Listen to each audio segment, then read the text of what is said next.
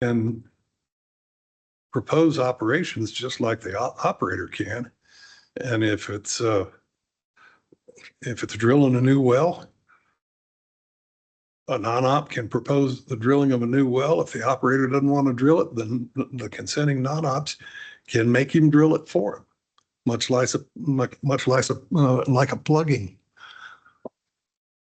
They can force additional development, and especially if they've got a mineral owner saying you might not be producing in quantities anymore. And let's say we've got a fee mineral owner and there's other horizons that are developable. Are there market mechanism in the oil and gas industry in which an operator who may be holding on to a well too long and producing it uneconomically can be forced out? Yep, it's called a top lease.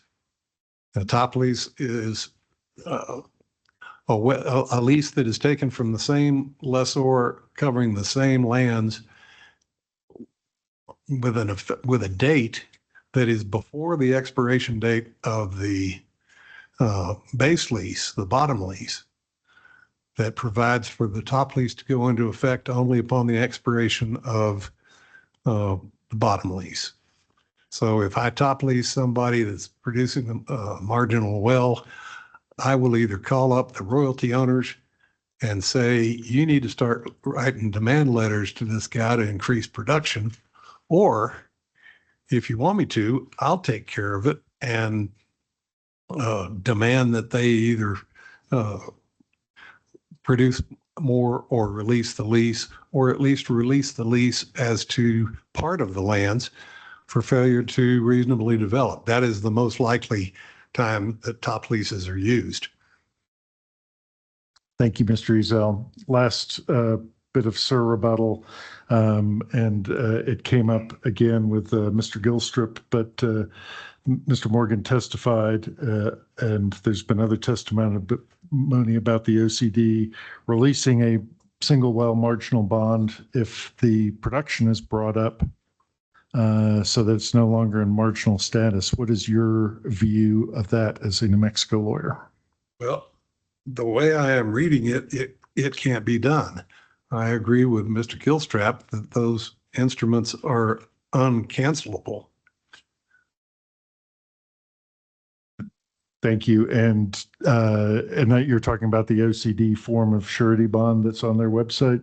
Yes, looking at it, it does not look like either party can get out of it, absent the fulfillment of the act that is being bonded.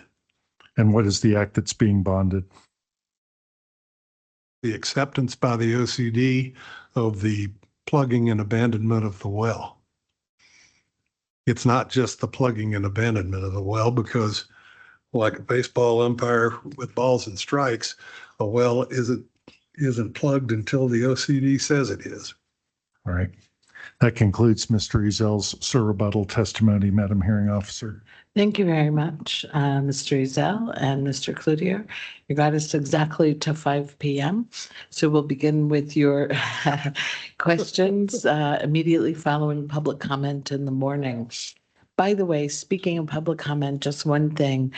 It appears to me that we may not have a 4 o'clock public comment period tomorrow or anytime on Wednesday if we're going to take a break between the witnesses.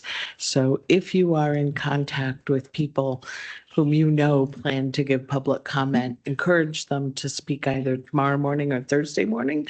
And I did ask Sheila to reach out directly to everyone who indicated an interest to her to let them know that. Thank you all.